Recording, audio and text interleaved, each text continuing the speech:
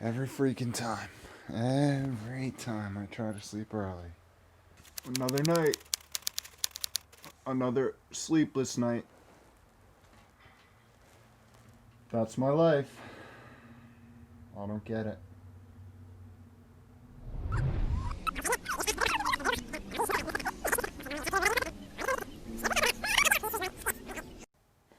No. Can't be it. Yo, what is up? Welcome back to another week of How to Health, How to Sleep edition. My name is Kevin. I run liftandbalance.com, where we take aim at all things health and do it in an odd, weird, interesting, and highly sarcastic manner. This week, before we start, I want to apologize. I got a new kneeling rocking chair. Good for posture. I might be like just doing this in random points in this video. Either way, today we are doing something a tad bit different and running through a mock bedtime routine in T-minus fashion, with the end goal not only to set you up for a pleasant tomorrow, but a pleasant rest of your life. Yes, we are talking sleep optimization and its role in staying healthy and disease-free as long as humanly possible. But first, a fun yet depressing fact. Oh, here's a fun fact. Did you know that we are the only species that intentionally restricts themselves from sleep? An innate biological pressure that is so important that every single organism participates in it. And of all those organisms, the smartest, most advanced, cognitively capable is the one that deprives himself intentionally from it. I don't know about you, but it sounds like a pretty dumb thing for the self-proclaimed genius species to do. But good thing you don't have to take my word for it. You could just take science's. So let's walk through what I'll call a 5-step sleep countdown that you can use or reference each and every day so you can optimize your Z's and thus your life. Let the countdown begin. P.S. Check the links in the bio for the fully loaded How to Sleep playlist with specific videos that take a deep dive in a lot of the things we're about to talk about. So with all that being said, I'm sure you've heard the saying, a productive day starts the night before. Well, I'm gonna flip this one back around and make the argument that a productive night's sleep starts the morning of, T-minus 16 hours before bedtime. The birds are singing, the coffee's brewing, the kids are screaming. I don't have kids, but I suppose that's, what they're always doing. I bet you didn't realize that when and how you get up can very well determine if you have a good or poor upcoming night's sleep. And I'll tell you why. We have these natural rhythms that coordinate with the sun rising and setting each and every day. These are innate biological pressures that have evolved with our species and all of life for millions of years. I guess that means they're kind of a big deal. These are your circadian rhythms. This internal body clock, which we talk much more about in this video up here, sets off a series of biochemical signals that tell the rest of your body that it's time for daytime activities. One being the accumulation of a natural molecule called adenosine, which is a byproduct of energy metabolism in the brain. Adenosine builds up during the hours of wakefulness and drives the urge to sleep when it reaches high levels, ideally at nighttime, but modern society likes to fight that urge. Then, when we fall asleep, levels naturally decrease, and the cycle continues each and every day. So the best way to guarantee a good night's sleep each and every night is to keep your internal body clocks aligned with its innate circadian rhythms. And you do that by having a consistent wake time and sleep time every single day. And yes, even on the weekends. And when that thing, life, gets in the way and you stay up a tad bit past your designated bedtime, make sure to get up at your normal time the next morning, getting right back on track and in your routine. You'd be surprised how 2 days or a weekend of inconsistent sleep-wake times can affect your body each and every week. Your future self will thank you. Which brings us to T-minus 10 hours. This, my friends, may not be a fan favorite, but it is important. Cut off the caffeine. See, that's what caffeine makes you do. I'll tell you why. Caffeine has a half-life of about 5 hours. That means it takes 5 hours for half of the caffeine you ingest to clear your system. I know what you're thinking. Sure, it doesn't feel like it's in my system for 5 hours, more like 20 minutes. And that's because the more we consume, the more of a tolerance we build up. But that doesn't mean that it clears our system any faster. Caffeine has been shown to do 2 troubling things to sleep. First, it delays sleep onset. This essentially means that it makes it harder to fall asleep. It conveniently binds to the same receptor in the brain as adenosine, remember what we just talked about, and essentially blocks the sleep pressure signal. That's why when you're cramming for a test, burning the midnight oil at work, or getting ready for a night shift, you grab your coffee, tea, or sugary energy drink. Don't even get me started with those. And once it wears off, the urge to sleep comes back with a vengeance. Seem familiar? And all this naturally delays sleep onset, which means less sleep for most people, which is bad, especially since most people don't get enough sleep anyway. But what about those people who can have a post-dinner espresso and be passed out on the couch T-minus 17 minutes later? Well, even though sleep onset didn't seem to be affected, research has shown that caffeine impairs sleep quality as well. In particular, deep sleep, which happens in the beginning portion of the night between 10 p.m. and 2 a.m. This is the most regenerative and restorative part of our sleep, where we rebuild, repair, and detoxify, especially in the brain. See here.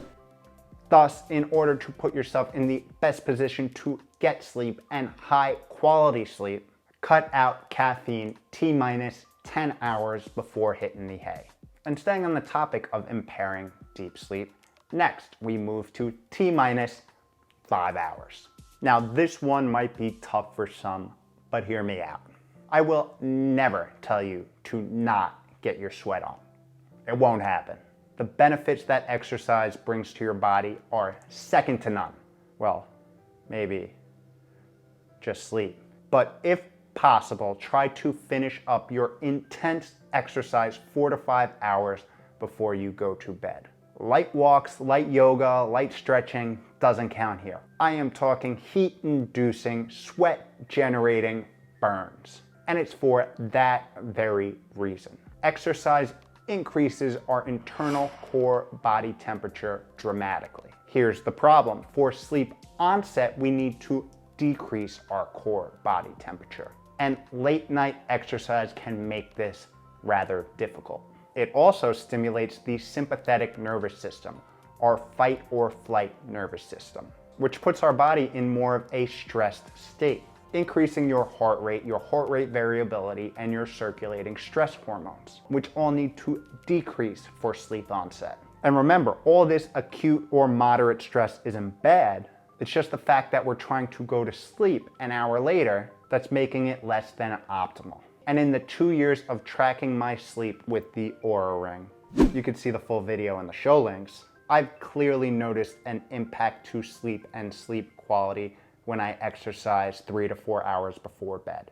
Last thing I will say is exercise has been shown to delay the secretion of our sleep hormone, melatonin.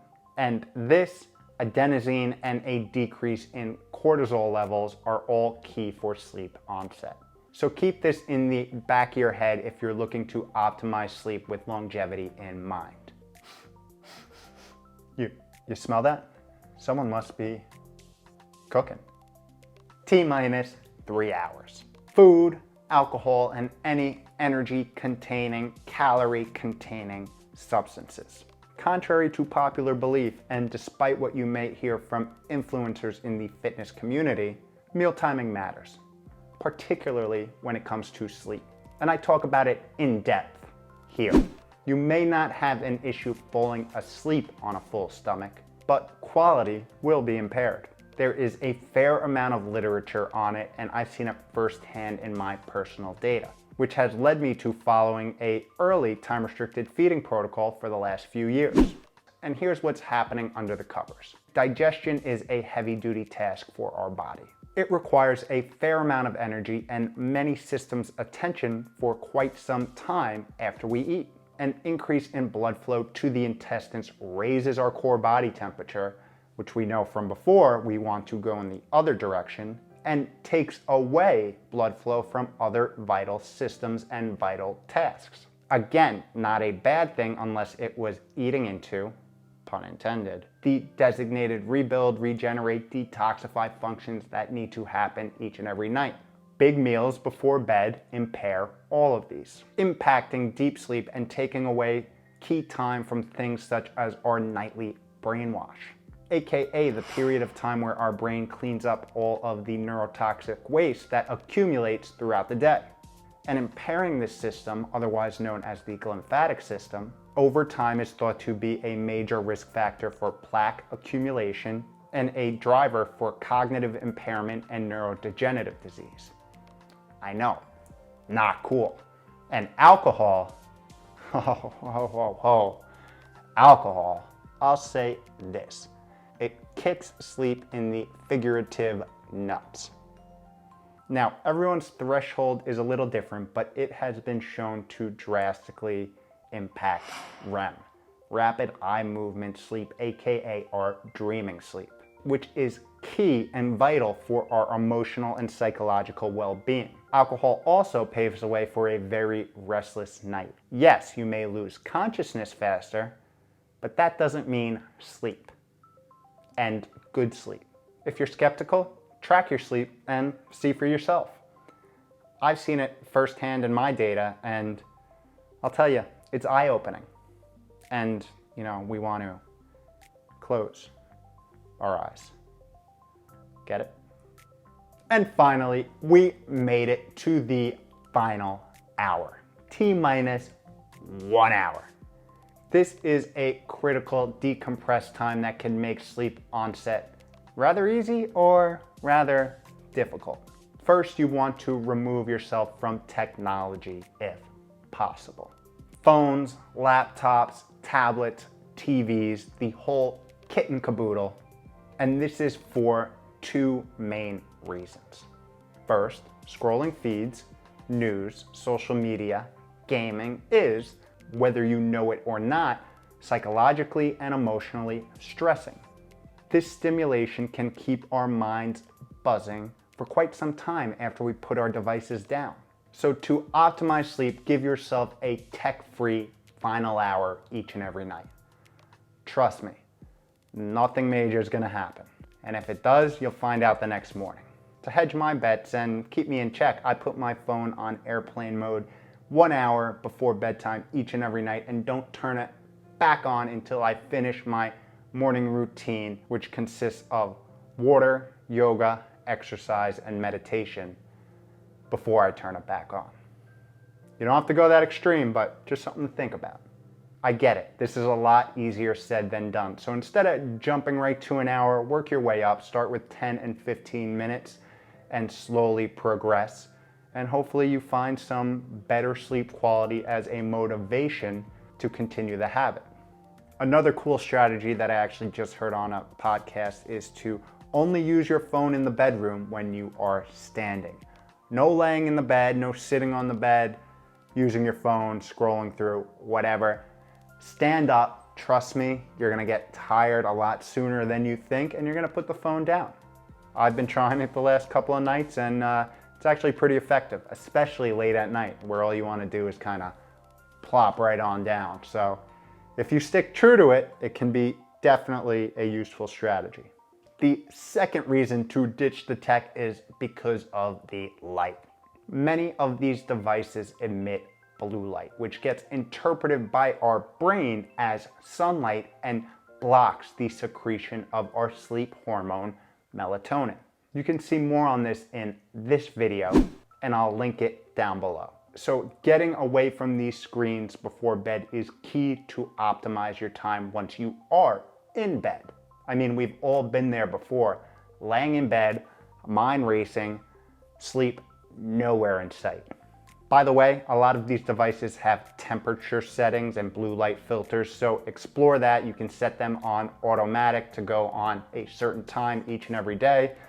I leave my phone on blue light filter 24/7, but for things like my iPad and laptop, I actually have them on a schedule, so explore that. A lot of the technology, modern technology has it. You might as well use it. While on the topic of light, you also want to try and reduce the overhead LED light in your living space. So when and if you can use table and lamp lights later at night, try to use a warmer red bulb rather than a bluer LED bulb. This will all help mitigate your risk for a melatonin blockade in your brain.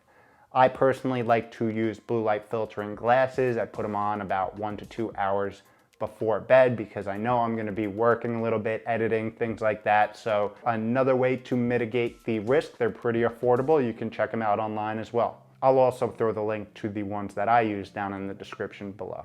Lastly, if you want to go above and beyond, cool down your sleeping area. Remember, we need to decrease core body temperature for sleep onset. And research indicates that the ideal temperature for sleep is somewhere in the mid-60s degrees Fahrenheit.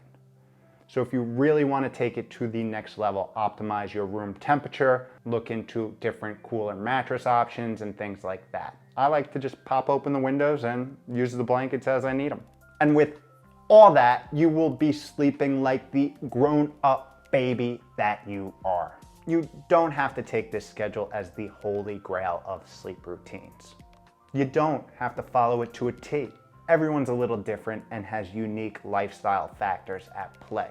What really matters is you know all these components exist and can be optimized. This is really just to get you thinking of all the things that play a role when it comes to this thing that we spend 1/3 of our life doing.